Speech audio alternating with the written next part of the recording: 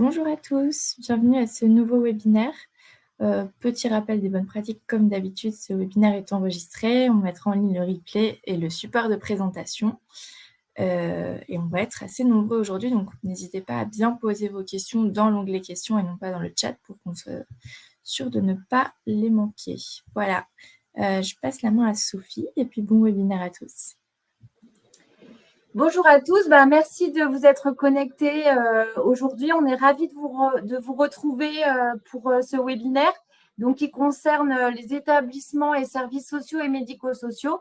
On va vous parler rapidement, parce que c'est un webinaire d'1 heure, du sujet contractualisation. Et donc, c'est comment adhérer facilement au service de l'Agence du numérique en santé pour derrière pouvoir utiliser les services numérique. On rappelle que ce webinaire s'adresse en priorité aux directeurs de SSMS, des porteurs de grappes SMS numériques, des maîtrises d'ouvrage qui accompagnent des structures, évidemment les ARS et GRAD, les fédérations et les collectifs SI. Les objectifs de cette séquence, c'est rapidement comprendre pourquoi il faut faire une démarche d'adhésion auprès de l'Agence du numérique en santé. On va vous expliquer la démarche concrète à effectuer auprès de l'ANS. Cette démarche, elle est simple et rapide, mais il faut la faire. Et puis, évidemment, on répondra à toutes vos questions concernant cette démarche. On les prendra, il y a un onglet questions, on essaiera de répondre à un maximum de questions. Et puis, on en prendra peut-être à l'oral pour les relayer à tout le monde.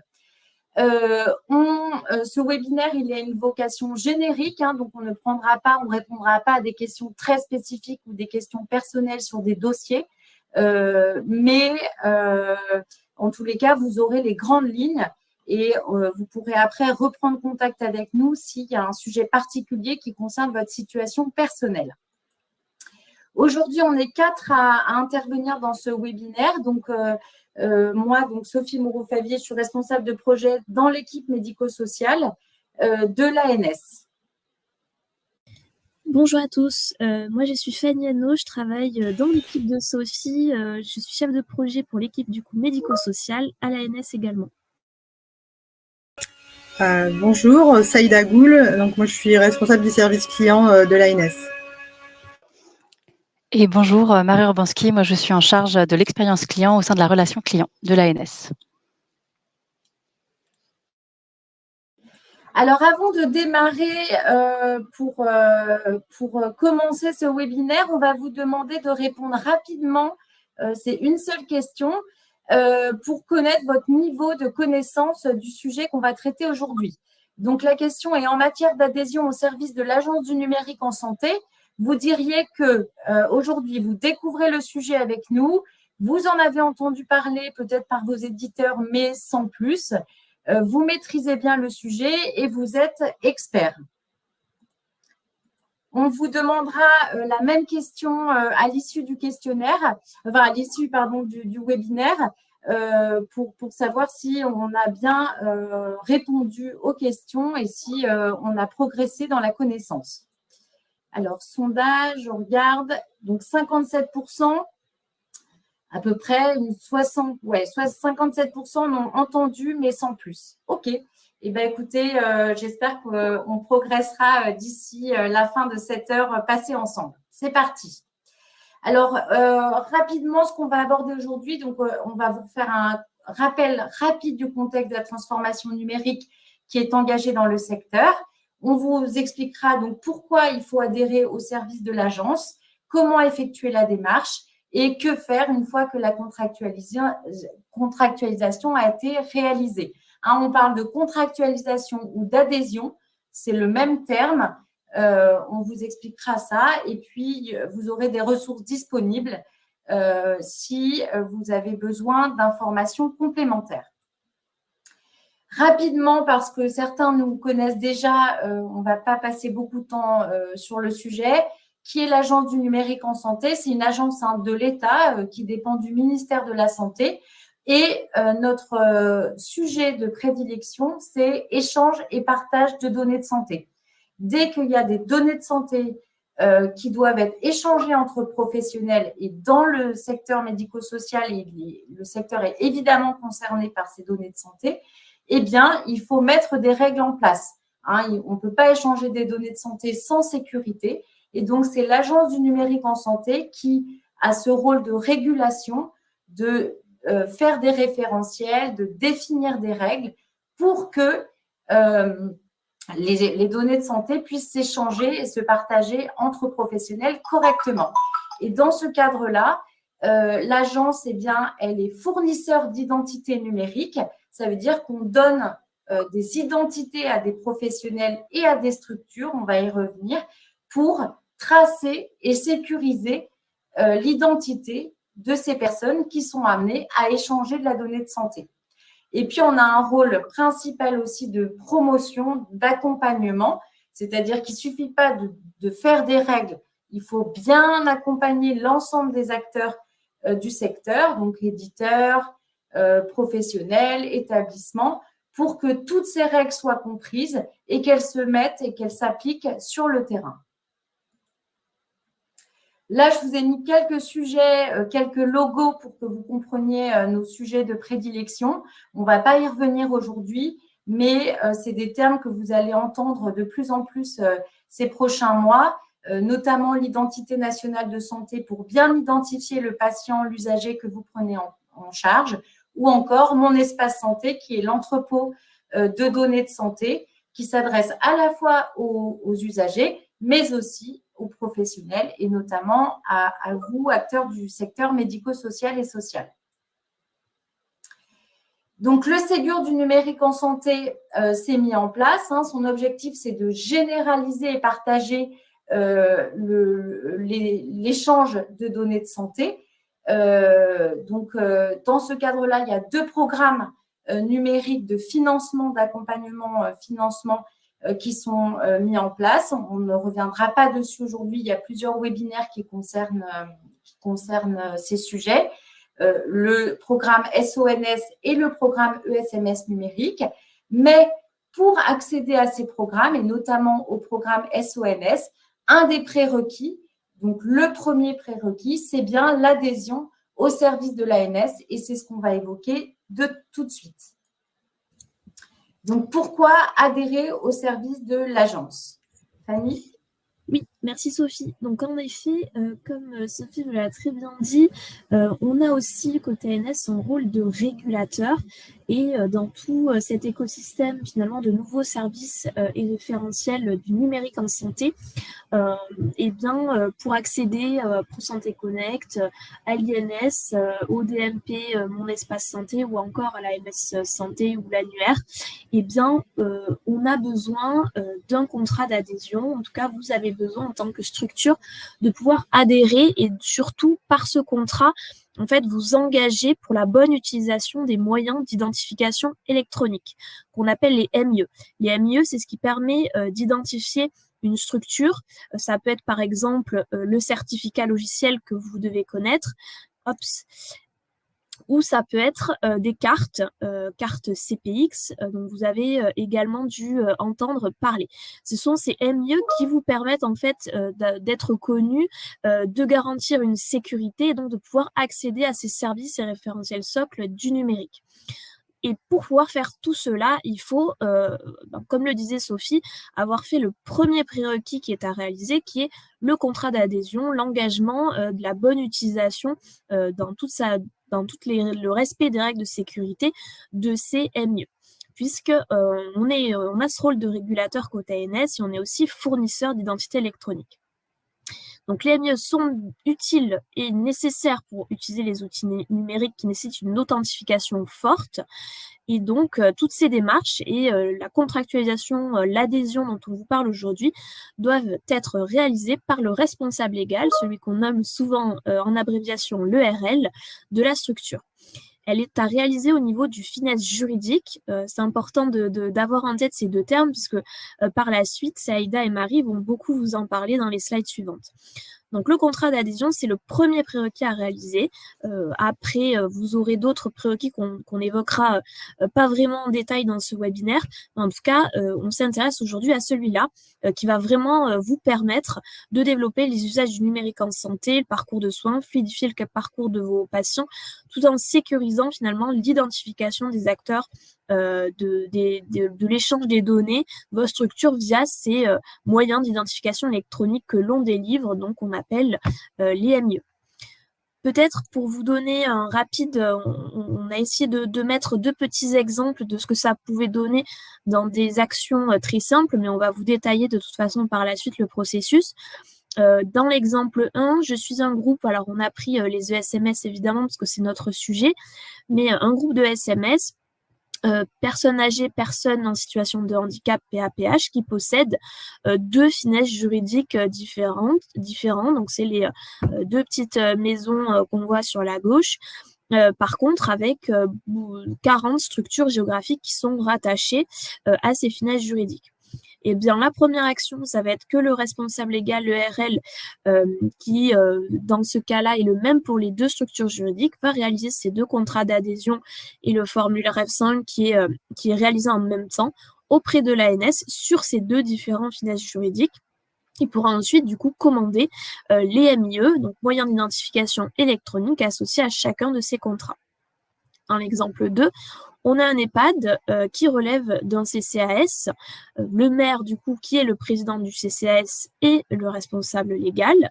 Dans ce cas-là, le directeur de l'EHPAD, en l'occurrence Monsieur Paul, a un rôle administratif dans la structure et possède le justificatif de ce rôle, la délégation, l'acte de nomination ou autre. Du coup, ça va être effectivement ce Monsieur Paul qui peut réaliser le contrat d'adhésion et le F100 auprès de l'ANS sur le finesse juridique de l'EHPAD. Il pourra ensuite commander donc les MIE associés sur ces contrats, sur son contrat en l'occurrence. Donc finalement, 2 règles qui vont tout au long de ce webinaire vraiment qu'il va falloir garder en mémoire puisque c'est ce qui vraiment prévaut tout au long des démarches. C'est que la démarche d'adhésion contractualisation se fait toujours au mieux au finesse juridique, c'est le plus simple. Voilà, on ne peut pas faire mieux que se caler sur ce finesse juridique. Évidemment, une fois qu'elle est réalisée sur le finesse juridique, elle vaut pour les finesses géographiques qui sont rattachées à ce finesse juridique.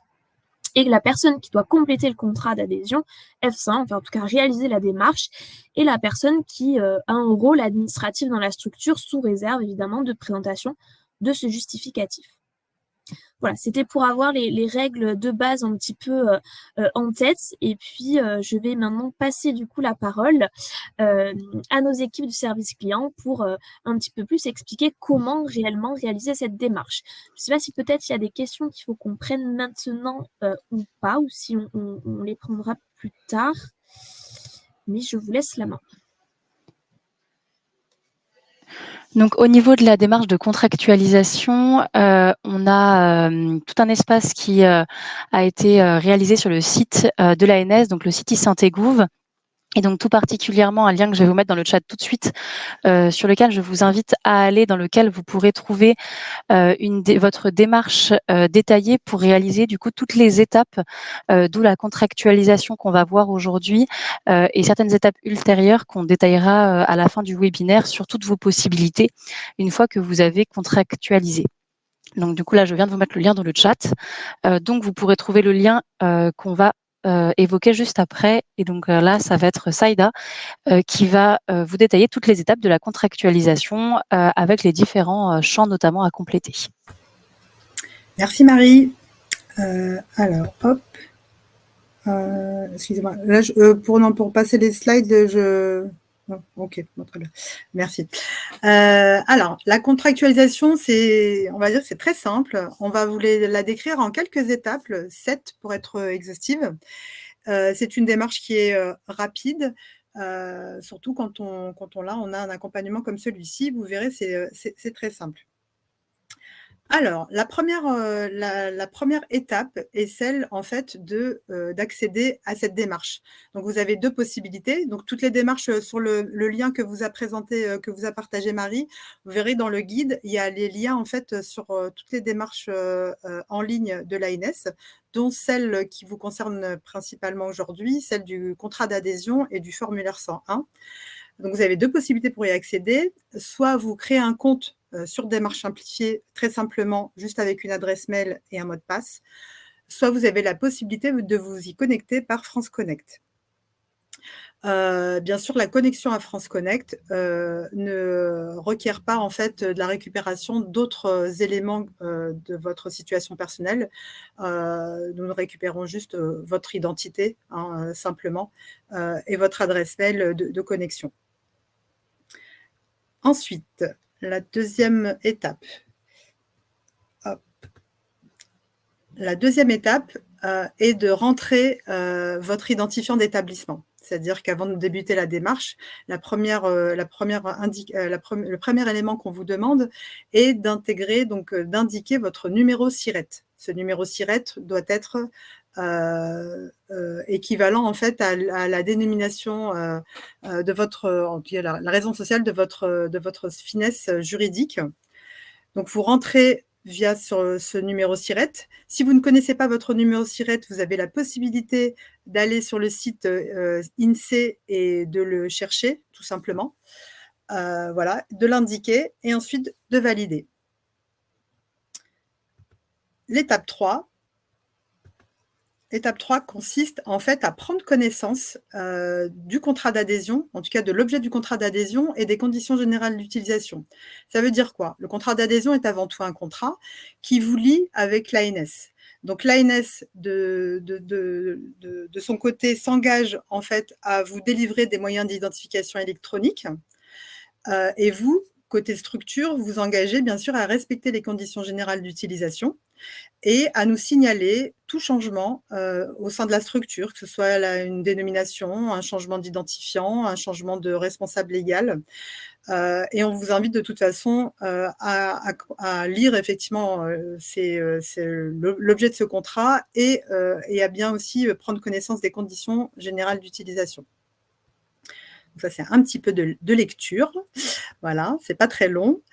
Ensuite, la 4e étape est de renseigner en fait l'identification du bénéficiaire. Alors, qui est le bénéficiaire? Le bénéficiaire, c'est vous, c'est la structure qui est demandeuse, donc la structure finesse juridique. Donc là, en fait, on rentre vraiment dans un petit peu plus de champs à remplir. On commence par celui du finesse, qui est donc, comme on l'a expliqué tout à l'heure, le finesse juridique de l'établissement.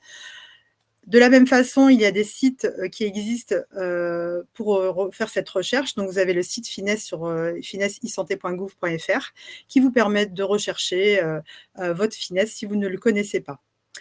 Donc, ce champ Finesse est un champ obligatoire. Ensuite, vous saisissez les informations du représentant légal. Civilité, nom, prénom, téléphone, email professionnel. Tous les champs obligatoires sont suivis d'un astérisque. Petite nota bene sur le numéro de matricule que vous pouvez voir dans la liste des champs. Ce numéro de matricule est un champ facultatif et il est en général renseigné par les structures qui souhaitent intégrer le numéro ressources humaines dans la carte pour pouvoir facilement identifier le porteur de la carte. Hop. 5e étape. Là, on est sur des informations un petit peu plus spécifiques. Ce sont aussi des champs qui sont totalement facultatifs. Vous avez un premier champ qui est l'adresse de livraison. Donc ça, c'est si vous souhaitez que vos cartes, ou en tout cas que la carte qui va être éditée là dans cette première démarche, soit envoyée à une adresse différente de celle de l'adresse du finesse juridique. Et vous avez la possibilité aussi de demander une impression particulière, un libellé spécifique qui peut être intégré sur les cartes, comme le modèle qu'on voit ici. Si vous souhaitez que la carte porte le nom de votre structure, c'est tout à fait possible. Vous avez la possibilité, donc dans le champ demande particulière d'impression, d'indiquer avec 25 caractères maximum le champ les informations que vous souhaitez faire apparaître sur la carte. Ensuite, 6e étape, on approche de la fin. La 6e étape, c'est vraiment pour votre information, c'est comme cette démarche concerne pas que le médico-social, mais est à la disposition de tous les établissements de santé en France. Il y a une spécificité pour les structures fournissant de l'appareillage médical. Ce champ ne vous concerne pas, donc il faudra cocher non et passer au champ suivant. La 6e étape, c'est la complétude avec les pièces justificatives. Donc, vous avez 2 situations. Quand vous vous connectez par France Connect, la pièce d'identité n'est pas obligatoire puisque votre identité a déjà été vérifiée. En tout cas, par France Connect, on va dire, est garant de votre identité. Donc, on ne vous demandera pas de justificatif d'identité quand vous vous connectez par France Connect. Par contre, si vous connectez via un compte démarche simplifiée, là, il faudra bien adjoindre la pièce d'identité. Et dans les 2 cas, il faudra aussi joindre un justificatif de représentant légal. Vous avez le détail, vous aurez le détail en fait dans la démarche. En tout cas, c'est tout document qui vous nomme, en tout cas en tant que responsable légal ou directeur de la structure demandeuse. Comme par exemple tout à l'heure dans le cas du CCAS, on ne va pas demander le justificatif d'élection du maire, mais on va demander plutôt un acte de nomination ou un procès verbal du directeur en fait qui a été nommé par le maire, qui va permettre de le désigner en tout cas comme responsable pour cette démarche et responsable de la structure qui est concernée par la démarche. Et là, on approche de la fin. On a donc un bloc pareil qui ne concerne pas le médico-social. Vous avez un bloc qui s'appelle autorité d'enregistrement avec le téléchargement d'une attestation d'une autorité d'enregistrement. Vous n'êtes pas du tout concerné. Donc là, pareil, c'est des champs qui ne sont pas obligatoires. Donc, il faudra juste passer au champ d'après, qui est le cocher les conditions générales d'utilisation, donc que vous certifiez avoir lu et accepté les conditions générales d'utilisation. Et comme je vous disais en préambule, lisez bien les CGU avant de les accepter. Et vous cochez aussi que vous certifiez que toutes les informations mentionnées dans toute la démarche, que vous engagez quelque part là-dessus pour que, parce qu'on rappelle en fait que les fraudes et tentatives de fraude sont passibles de sanctions pénales. Donc ça, c'est quelque chose c'est le pavé un petit peu juridique de la démarche, mais qui est indispensable. Et ensuite, vous avez une petite coche, un petit clic pour déposer le dossier. À ce moment-là, en fait, Démarche Simplifiée va checker en fait tous les champs qui ont été remplis jusqu'à présent. Et à partir du moment où un champ est incomplet ou mal complété, vous aurez un message, comme vous le voyez en bas à droite, un message d'erreur qui vous dit en fait qu'il y a un champ manquant ou un champ mal complété. Donc, il faudra revenir sur les étapes d'avant, corriger la saisie et revenir sur la fin pour déposer le dossier. Quand vous avez déposé le dossier, vous allez recevoir en fait une notification de démarche simplifiée sur la boîte mail qui a été saisie au préalable, qui vous indique tout simplement que votre dossier a été déposé. Donc, on vous invite surtout à bien vérifier vos spams et vos indésirables, parce que forcément, c'est un nouvel interlocuteur pour vous. Et il se peut que votre pare-feu ou en tout cas votre nom de domaine, en tout cas votre messagerie rejette en fait ce genre de message. Donc, il ne faudra pas hésiter à aller vérifier les indésirables. Donc là, à partir de ce moment-là, le dossier arrive à l'ANS auprès du service client qui va se charger donc d'instruire votre demande, de voir si la demande est complète, etc. Et à partir du moment où votre dossier a été pris en charge, vous recevez donc un nouveau mail qui vous dit, c'est le deuxième en bas à droite, là, qui vous dit en fait que le dossier a été pris en charge par l'ANS. Et ensuite, toute la correspondance que vous aurez avec notre service client va se faire depuis la messagerie de démarche simplifiée. Voilà, hop. Et je passe la main à moi. À Marie. Tout à fait. Donc là, vas-y, Sophie. Peut-être avant de présenter la démo en ligne, peut-être prendre quelques questions à l'oral.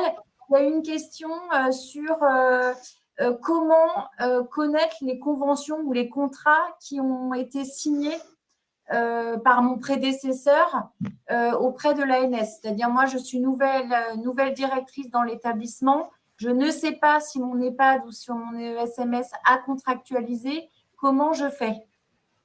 Alors, c'est simple, il suffit de rentrer en contact avec le service client de l'ANS qui saura vous dire exactement en fait s'il y a un passif, c'est-à-dire s'il y a déjà un contrat qui existe et qui l'avait initié. Et vous pourrez et on vous conseillera en tout cas sur les démarches à effectuer pour mettre à jour la situation. Il faut bien préciser dans votre demande du coup le numéro de finesse concerné pour simplifier ces recherches et permettre d'avoir une information fiable. Fanny, tu avais une question? Non, c'était pour dire exactement ça, bien préciser le numéro de finesse dans la demande. Il y a une autre question dans le même sens. Donc moi, je suis nouveau directeur. J'avais une carte CPE de directeur d'un autre établissement. Je suis mutée et je suis dans un nouvel établissement. Ma carte, quid de cette carte? Est-ce qu'elle est valable, pas valable? Comment faire? Alors, si on va dire, si on a fait le contrat sur le finesse juridique et qu'on reste dans un des établissements rattachés au finesse juridique, là, il n'y a pas de souci. C'est vraiment si vous changez de structure juridique. Là, effectivement, comme on l'a dit tout à l'heure, dans les termes du contrat, vous devez contacter l'ANS en fait pour déclarer ce changement. Pour dire tout simplement que vous partez de cet établissement-là pour qu'on puisse, on puisse avoir connaissance de cette information-là. Et en général, après, je pense que les passations se font pas forcément de façon aussi fluide, mais souvent on reçoit l'information que un directeur est parti. Par rapport au fait qu'un nouveau directeur vienne nous demander, en fait, vienne à nous pour mettre à jour la situation de l'établissement. Donc voilà, donc quoi qu'il arrive, il faut d'abord déclarer cette situation-là. Et ensuite, en fonction, est-ce que la structure juridique est la même ou pas? Et bien là, il faudra recommencer finalement toute une nouvelle démarche sous la nouvelle entité juridique pour votre changement de situation. Il faut bien rappeler que l'adhésion se fait une fois pour toutes. Tout à fait. Il y a l'adhésion pour le service et ensuite la livraison ou la délivrance de moyens d'identification. Donc, si vous changez d'établissement ou autre, le contrat est toujours ouvert, les droits de l'établissement sont toujours ouverts, mais les moyens d'identification vont changer et c'est ce que vient d'expliquer Saïda. Tout à fait. Et pour compléter, on a eu la question également en cas de changement de représentant légal. Il n'y a pas besoin de réaliser toute la démarche que Saïda vient de vous présenter et qu'on va vous faire en démo juste dans quelques instants. C'est un autre formulaire plus simple et avec moins d'informations qui est uniquement le formulaire de commande de carte de représentant légal qui est le formulaire 101 présent sur le site e-santé Gouv. Et pour compléter, je prends cette question à l'oral. Faut-il attendre que son éditeur soit référencé Ségur pour faire la démarche? Donc, Fanny a répondu dans le chat. Évidemment, non. Il faut anticiper cette démarche. C'est pour ça qu'on fait ce webinaire aujourd'hui. L'objectif étant qu'ensuite, à la fin de ce webinaire, si vous pouvez faire la démarche directement, ce serait super parce que c'est un prérequis au déploiement des outils numériques. Et du coup, les éditeurs ont besoin que vous ayez ces droits ouverts et reçu votre carte pour pouvoir après déployer techniquement la solution et surtout que vous puissiez l'utiliser. Parce qu'il y a un déploiement qui peut être fait technique, mais si derrière, vous n'arrivez pas à utiliser les outils, on considérera que ce n'est pas un déploiement. Donc, n'attendez surtout pas le go de votre éditeur. Anticiper cela pour nous aussi en termes de charges, parce qu'il y a 42 000 établissements, donc il ne s'agirait pas qu'on ait les 42 000 demandes en même temps. Et surtout, ça simplifiera aussi le travail des éditeurs par la suite. C'est à toi, Marie. Donc, je vais vous partager mon écran. Hop. Normalement, j'ai piqué la main. C'est tout. À Elodie. Super. Donc là, on est sur la page dont je vous ai partagé le lien tout à l'heure, avec le bloc du coup numéro 1 qui correspond à tout ce qu'on est en train de voir, c'est-à-dire la contractualisation avec l'Agence du numérique en santé. Ici, vous pouvez trouver le lien vers la démarche en ligne. Pour information, et comme l'a dit Saïda tout à l'heure, le formulaire est également disponible en PDF. Vous pouvez cliquer ici pour retrouver l'intégralité de nos formulaires, dont le formulaire en question. Donc là, dans le cadre de notre webinaire du jour, on va vous présenter la démarche simplifiée. Donc là, dans le cadre de ce webinaire, je me suis directement connectée pour éviter de perdre ce temps de connexion.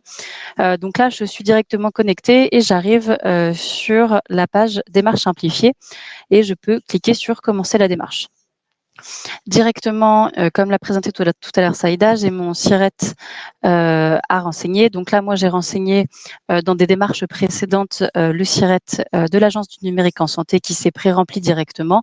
Mais si c'est la première démarche que vous réalisez, vous devrez renseigner le numéro de SIRET de votre établissement. Une fois renseigné, je clique sur valider. Il récupère automatiquement du coup les différentes informations. Je vérifie bien évidemment que ça correspond aux informations et je clique sur continuer avec les informations. Je prends bien évidemment connaissance de tous les contrats au service du numérique en santé relatifs aux moyens d'identification électronique. Comme l'a dit Saïda tout à l'heure, un petit peu de lecture, mais du coup, c'est bien important de d'en prendre connaissance. Et donc là, on arrive à la partie commande de la carte avec l'identification du finesse.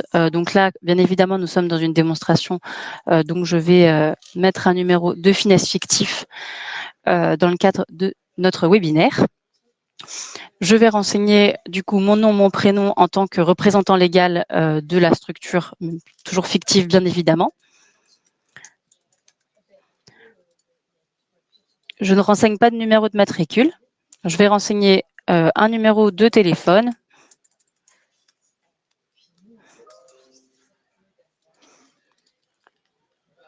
Et un email professionnel.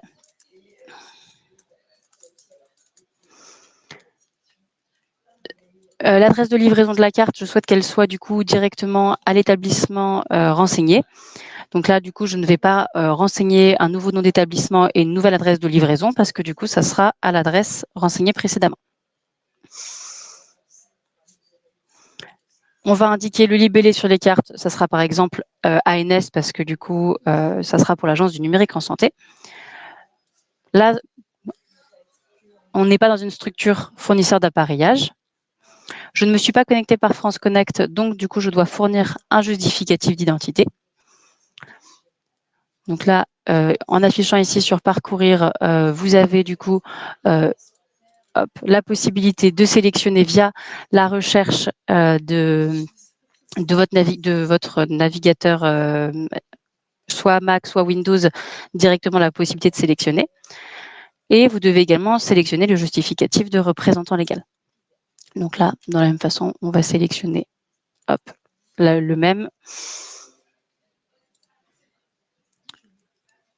Et du coup, pour terminer, je certifie avoir lu les conditions générales. Donc là, comme l'a dit Saïda, en cliquant ici, vous avez accès aux conditions générales d'utilisation.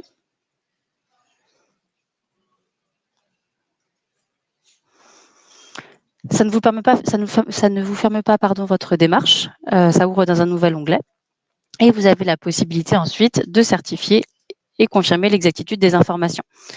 Donc là, on revérifie bien évidemment, comme avant de cocher, du coup, toutes les informations renseignées. Si j'ai fait une erreur, du coup, ça m'indiquera les erreurs que j'ai réalisées et je clique sur déposer le dossier. Donc là, je vais arrêter le partage. Et normalement, du coup, si j'ai bien compris, ça remettra directement l'écran. Exactement.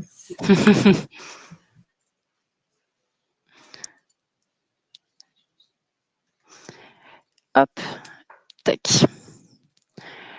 Que faire une fois la contractualisation réalisée avant qu'on passe à cette étape? Sophie, je te laisse la main. Non, juste Marie pour dire, du coup, vous avez vu, hein, Marie a fait la démo en ligne.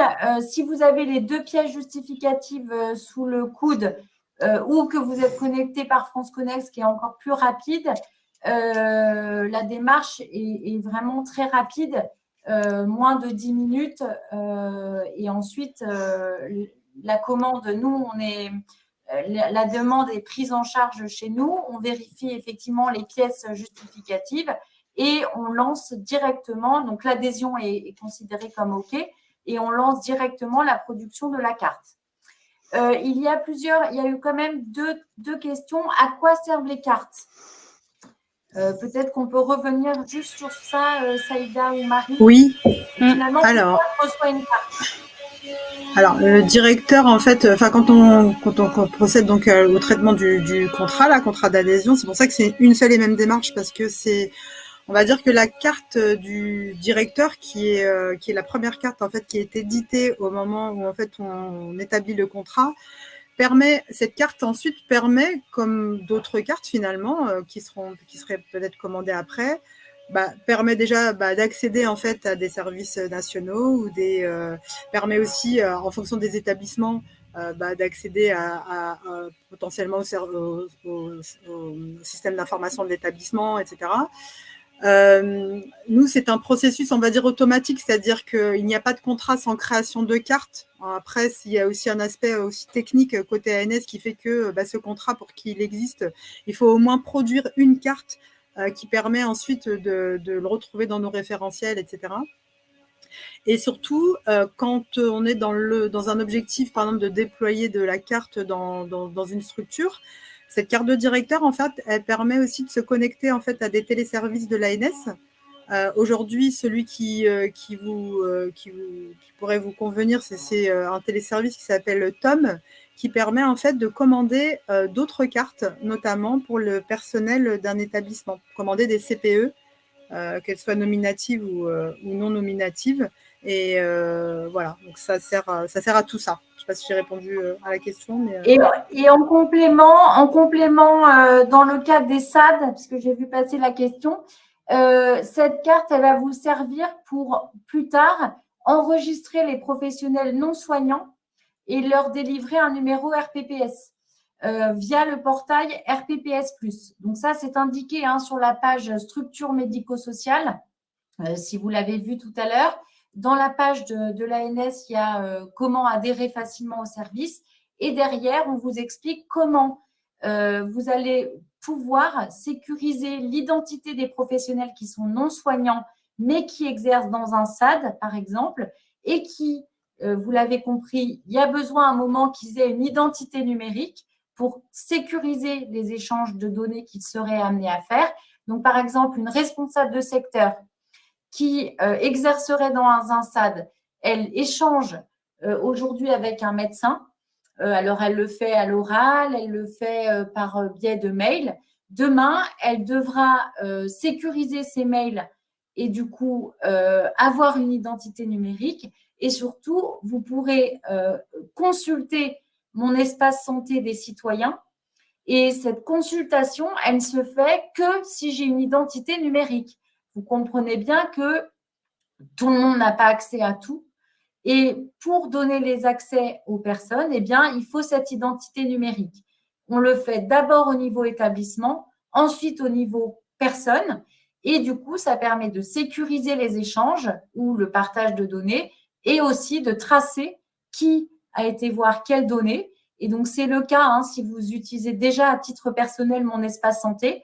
Vous avez peut-être remarqué que quand un professionnel alimente votre DMP, votre espace santé, vous avez une notification qui dit un professionnel de santé s'est connecté à votre espace santé. Eh bien, dans le cas du médico-social, ce sera possible ça nécessite de sécuriser les identités des personnes qui seront amenées à faire ces démarches. Marie, que faire après la contractualisation? Tout à fait. Et donc, du coup, ça rejoint aussi quelques questions qu'on a eues dans le chat sur les prochaines étapes et notamment la partie lecteur de cartes. Donc, une fois le dossier validé par le service client de l'ANS, vous recevrez du coup un email d'acceptation à droite qui est visible à droite de l'écran. Donc, vous indiquant que votre dossier a été accepté. Une fois l'acceptation réalisée, vous allez réceptionner votre carte de représentant légal ainsi que les codes confidentiels dans 2 courriers distincts. Donc, du coup, il ne faudra pas s'inquiéter si vous recevez que la carte un jour et les codes le lendemain, c'est tout à fait normal. Ça sera en moyenne sous 7 jours après le mail d'acceptation. Donc, ça sera à l'adresse de livraison soit de la structure, soit à l'adresse de livraison qui a été mis à jour du coup dans le contrat qu'on a vu juste avant. Une fois du coup que vous avez reçu cette carte, il vous faudra un lecteur de carte, en tout cas un moyen pour lire votre carte tel qu'un lecteur. Et il faudra également, pour la lecture de cette carte, installer la Cryptolib afin de pouvoir réaliser la lecture. Je vais vous mettre du coup juste après les 2 liens Windows et macOS dans le chat afin que vous puissiez avoir les liens directs. Pour la Cryptolib, bien évidemment, ces liens sont accessibles depuis le site e-santé-gouv.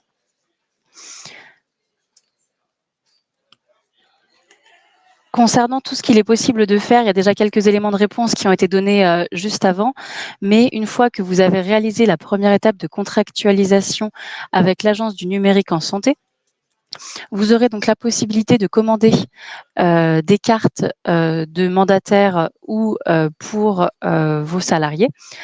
Donc ça, vous pourrez le réaliser sur Tom en toute autonomie ou vous pourrez également le réaliser par formulaire accessible du coup toujours sur le site e-santé-gouv. Donc juste pour information, le rôle de mandataire permet de déléguer la gestion de la carte et également de déléguer la partie gestionnaire RPPS, c'est-à-dire la désignation du coup des professionnels à rôle dans le RPPS. Donc là, c'est l'étape que vous pouvez voir tout en haut sur Tom via la commande du coup de carte de mandataire ou pour vos salariés. Au milieu, vous avez la partie certificat. Comme l'ont dit tout à l'heure Fanny et Sophie, grâce à la contractualisation, vous pourrez aussi obtenir sur votre finesse juridique et sur du coup toutes les structures géographiques associées du coup des certificats dans lequel vous pourrez du coup demander des administrateurs techniques via le formulaire 413. Je ne vais pas rentrer dans le détail parce que c'est déjà, comme l'ont dit Sophie et Fanny, des webinaires qui ont déjà été précédemment animés. Donc après, bien évidemment, si vous avez des questions, n'hésitez pas. Et pour finir, la partie du coup professionnel à rôle avec la désignation dans le RPPS+, le portail RPPS+, des professionnels à rôle. Donc là, c'est tout ce que vous pourrez faire en partie grâce à votre adhésion avec le contrat d'adhésion qu'on vous a précédemment montré. Je ne sais pas si Fanny, Sophie ou Saïda veulent compléter. Peut-être, on a une question dans le chat qui peut permettre de compléter justement tout ce que tu as dit, qui est finalement quelle est la différence entre les cartes et les certificats. Alors, on en a un peu parlé, mais peut-être le redire. Après, la différence, c'est on va dire, la carte, c'est matériel, donc c'est fait pour se connecter finalement avec un lecteur, donc ça reste du contact, on va dire, notamment par exemple, moi la carte, je vais l'utiliser pour me connecter par exemple à une application qui est sur mon propre PC. Alors qu'un certificat, il va être installé au niveau du système d'information, il va être installé donc dans le SI de l'établissement et ça va permettre en fait finalement de sécuriser les échanges et de se connecter finalement à un système sans avoir besoin de la carte. Après, nous, on n'est pas trop technique. Je vous invite aussi à aller regarder plus en détail sur notre site internet en fait qu'est-ce que c'est qu'un certificat, etc. Mais en tout cas, de toute façon, si vous êtes accompagné par un éditeur, il saura très bien vous expliquer ce que c'est, ou alors de vous rapprocher aussi de votre service informatique. Mais en tout cas, le choix, il y a des établissements qui ont fait le choix de la carte parce que ça répondait à leurs besoins. Mais aujourd'hui, par exemple, dans le cadre du Ségur et du déploiement des services nationaux comme le DMP et l'INS, c'est vraiment pour le coup le certificat qui est je pense, en tout cas, c'est la solution qui a été choisie par l'ensemble des établissements parce que ça permet en fait une installation générale sur un système d'information, voire plusieurs systèmes d'information quand on est organisé en groupement, etc. Donc, voilà ce que je peux répondre en tout cas à mon niveau. Merci Saïda sur la différence. Pour donner un exemple qui est assez parlant en général, c'est celui de la qualification de l'INS. Par exemple, pour la qualification de l'INS, on a les deux modes possibles. Il est possible de qualifier les INS dans une structure à l'aide de cartes CPX tout simplement, ou alors de le faire via certificat, donc directement installé sur le logiciel. C'est parfois finalement une solution beaucoup plus simple parce que ça permet juste sur un certificat, quand il y a un groupement assez important, de le faire à partir d'un seul certificat pour toutes les structures d'un même groupement et de ne pas avoir besoin finalement de déployer massivement de la carte CPX, des lecteurs de cartes pour à chaque fois, site par site ou personne par personne, aller qualifier les INS. Donc là, les deux modes d'authentification, on va dire, sont possibles, mais souvent, ce qu'on préconise, c'est pour ce service-là, en tout cas, si un groupement, si on a ce type de structure, ben, c'est beaucoup plus simple de le faire via un seul certificat logiciel rattaché à la solution logicielle, au DUI en l'occurrence, pour le médico-social. Une question complémentaire qui permet de faire du lien. Pour les personnes qui se déplacent sur le terrain et qui sont équipées de tablettes, cela impose-t-il en permanence le lecteur de carte? Alors non. Une fois que vous avez une carte, donc une carte de professionnel par exemple, vous pouvez virtualiser la carte. Ça s'appelle les cartes ICPS, donc un E-CPS. Fanny va peut-être vous répondre dans le chat. Ça permet d'enrôler en fait sa carte sur son téléphone portable et de se connecter avec son téléphone et de recevoir la notification sur son téléphone. C'est exactement le même système que vous utilisez à la banque, hein, que quand vous essayez de vous connecter sur votre compte, on vous dit une notification va arriver et là, vous cliquez sur un lien et vous mettez le petit code qui s'affiche pour sécuriser l'échange et pour préciser que c'est bien vous, effectivement, qui êtes devant l'ordinateur. Eh bien, la CPS fonctionne à peu près de la même manière dès lors que vous utilisez la ICPS. Sachant que, pour rappel, il y a deux aspects, on ne l'a pas dit aujourd'hui, ici, on aurait pu. Il y a deux façons, hein, il y a deux étapes. Il y a d'abord, je suis identifié. Donc, tout ce qu'on vous a parlé aujourd'hui, c'est pour identifier soit la structure, soit la personne. Et après, il y a l'authentification. C'est je me connecte et je dis que c'est bien moi. Et donc, il y a ces deux axes ident-authentique. Et pour l'authentification, l'Europe nous impose pour les données de santé une authentification forte à double facteur. Et du coup, c'est la raison pour laquelle les moyens comme ICPS de double connexion et de vérifier votre identité 2 fois vont être mis en place et sont mis en place par les éditeurs pour respecter les règles de sécurité et éviter les cyberattaques.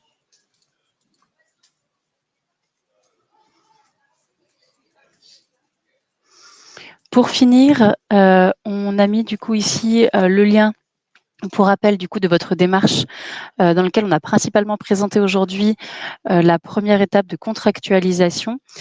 Et on a mis également le lien vers notre orienteur qui s'appelle du coup Laissez-vous guider, dans lequel on va vous mettre le lien dans le chat tout de suite. L'objectif, c'est si vous avez des questions complémentaires à la suite de notre webinaire, vous pourrez trouver du coup beaucoup d'informations, surtout qui s'appliquent à votre situation en fonction de votre profession, de votre lieu d'exercice. Vous aurez du coup des questions des questions qui vous seront suggérées avec du coup des réponses spécifiques en fonction du coup de votre profil. Par exemple, en cas de problème d'utilisation ou dysfonctionnement de votre carte, vous aurez du coup des réponses appropriées ou également par exemple pour vous assister dans la commande de carte ou de certificat.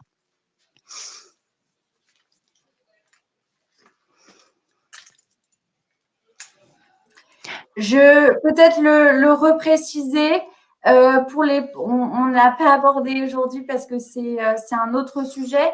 Pour les professionnels non soignants, c'est-à-dire le cas là que je vous ai donné tout à l'heure du responsable de secteur, elle va avoir, si vous l'enregistrez sur le portail RPPS+, cette personne, elle aura du coup une identité unique et pérenne, donc un numéro RPPS. Elle va obtenir ce numéro RPPS comme un médecin l'a obtenu. Dans cette identité vont lui être associés des droits liés à son rôle. Par contre, elle ne recevra pas de carte physique. Donc, pour les professionnels du secteur médico-social qui ne sont pas de professionnels de santé, on ne va délivrer qu'un numéro RPPS et du coup une carte ICPS virtuelle parce qu'on aurait trop de cartes à délivrer à ces professionnels qui changent d'établissement, qui changent de rôle, qui arrêtent leur job. Enfin, il y a trop de turnover c'est pas opérationnel de délivrer des cartes physiques. Donc, ces professionnels n'auront que des cartes virtuelles. Donc, pour ces professionnels, effectivement, pas de carte physique avant d'avoir une carte virtuelle. Pour terminer, si on n'a pas répondu à toutes les questions, on traitera les questions et on les mettra dans un document associé au PowerPoint. Pour terminer, comme je vous l'avais dit, on va lancer le dernier petit sondage pour savoir si, après avoir suivi ce webinaire, où vous en êtes, en espérant qu'on a moins de 60% de gens maintenant qui ne comprennent pas la question. Donc, est-ce que maintenant, vous considérez que vous êtes devenu expert? Vous avez compris les enjeux de la démarche, les enjeux et la démarche à effectuer. Vous avez compris, mais certaines questions restent en suspens ou vous n'avez toujours rien compris. Et dans ce cas-là, soit vous n'avez peut-être pas écouté ou seulement d'une oreille, et sinon, il faudra repasser par le replay. Donc, 62% ont compris. Certaines questions restent. Si certaines questions restent, n'hésitez pas avant de nous quitter de les mettre dans le chat. Comme ça, on y répondra de façon désynchronisée. Et puis, 5%, bravo aux 5% qui sont devenus experts. Peut-être que c'est nous 4. Auquel cas, bon.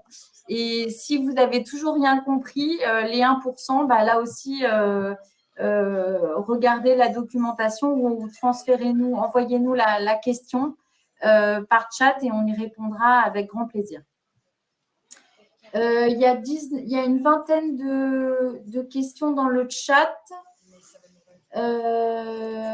Si vous pouvez les mettre dans l'onglet questions, à moins que certaines personnes aient automatiquement répondu aux questions.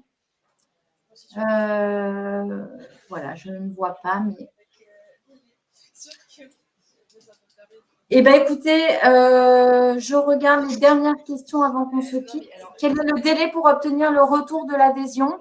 Alors, tout dépend des délais, du volume. Si ce webinaire génère beaucoup de volume derrière, on mettra un peu plus de temps. Mais normalement, dans les 10 jours à venir, vous recevez votre carte, si tant est que tout le dossier est complet et que les pièces sont bien téléchargées.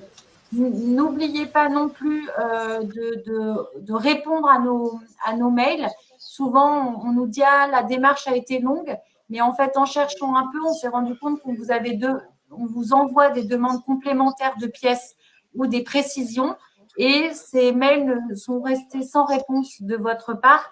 Du coup, évidemment, que les délais s'allongent. Sous quel délai faut-il rentrer dans la démarche? Eh bien, j'ai envie de vous dire le plus rapidement possible, puisque derrière, vos éditeurs vont vous solliciter pour déployer une nouvelle version de logiciel qui respecte tous les engagements de sécurité qu'on a un peu indiqués aujourd'hui. Donc, plus tôt vous le faites, mieux c'est, parce que vous avez vu, il y a quand même une étape, il faut acheter le lecteur, etc. Donc, ne tardez pas, d'autant que ça prend une dizaine de minutes si tout va bien. Le lecteur de cartes va être utile effectivement pour les SAD, mais un seul lecteur va suffire. Le mieux est d'en acheter un seul, d'en acquérir un seul. C'est à peu près une quinzaine d'euros. Hein, si vous tapez sur lecteur de cartes Monophante, on vous a mis ça sur notre parcours guidé. Vous trouvez des lecteurs et ils sont faciles à installer. Merci. Eh bien, on vous remercie. Merci d'avoir suivi ce webinaire. On mettra le support le plus rapidement possible à votre disposition, mais en principe, sur notre site, via démarche simplifiée, toutes les informations sont indiquées. Ouais. Merci à vous, à très bientôt. Merci à tous et toutes. Merci beaucoup.